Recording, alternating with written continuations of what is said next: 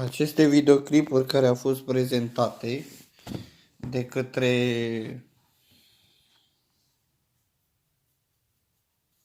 de,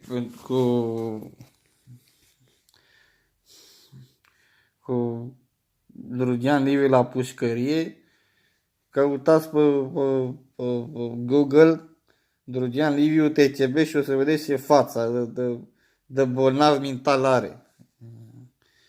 Cine dorește îi trimit poze și le găsiți pe net, că altele nu găsiți. E dezechilibrat mental grav.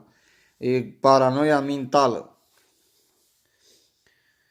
Are botul imens. Au companii care nu au angajați. N-am mai auzit așa ceva. Zero angajați.